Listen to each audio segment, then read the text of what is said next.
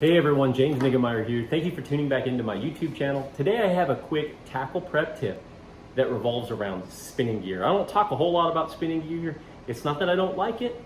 I do use it and it is fun, and I've caught some really big fish. Actually, my personal best came on spinning gear with 7-pound test fluorocarbon, but I prefer power fishing techniques. I love to catch them, hand-to-hand combat, cranking and winding, flipping and pitching and things like that. But you cannot overlook spinning gear for getting bites when other things aren't working. Whether it's a high pressure situation where things are flat, still, and calm, and bass just really aren't that aggressive, the spinning gear is going to be great.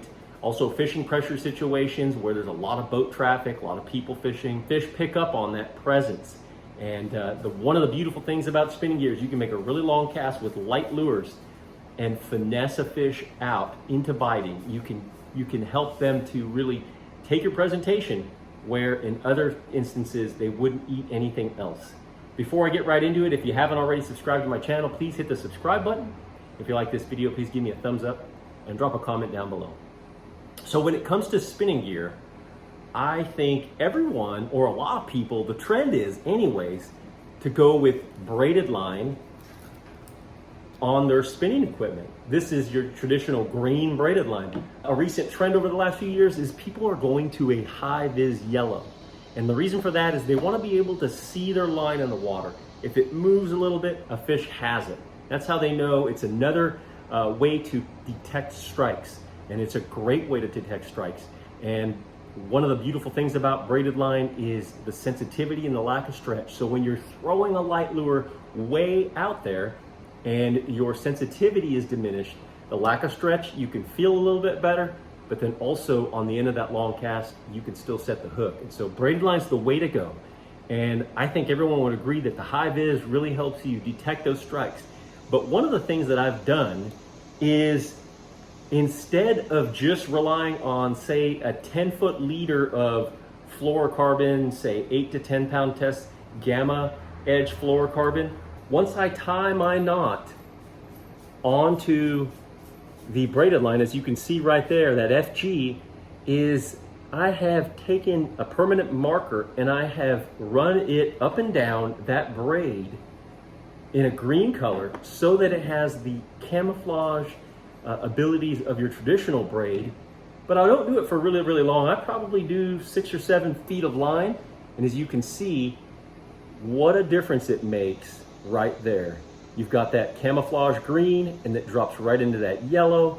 And so I still have the ability to watch my line when I'm making a cast and fishing something really slow and down low and on a light weight. I can still really feel that with my braided line and I can see the strike. However, I also am removing the fact that that bright yellow line like that is in the line of sight of the fish. Basically, I'm kind of doing the best of both worlds. I'm enabling myself to have the Hi-Vis yellow to detect the strikes, but then after a certain point, it goes into the green before it goes into my fluorocarbon. And you might ask, well, why don't I just put a really long fluorocarbon leader? And you can do that. But one of the things, even with an FG knot, once you reel it over the spool here, it has a tendency when you're casting a light weight to reduce the distance. And one of the big factors in spinning gear is the ability to throw light lures a long way on lighter line that makes it so much easier to catch those fish and get a bite from fish that really are unaware of your boat's presence for the time being. So you want to be able to throw your lure really far out there and make a long cast and present it to a bass that doesn't know you're actually in the area. And when you reel that knot on there, it's going to have an effect on the distance that you can cast. So I am able to get a little bit more distance between my bait and that bright yellow line. Now, I'm not saying it makes a humongous difference, but I will bet that sometimes when that bright yellow line's coming through the water in super clear water and heavy fishing pressure situations, and when a day when bass don't want to bite, I'm thinking they're going to be a little bit more comfortable around that green braided line than they are that yellow. I have the best of both worlds essentially. just a quick tip, something that I do can make a difference. I do feel like a lot of times those bass can see that braided line, which is the reason we use a fluorocarbon leader. That's it for now, guys. Just a quick tip on what you can do to really be more stealthy with your Hi-Vis braided line in super clear water. Thanks for tuning into my YouTube channel, and until next time, good fishing.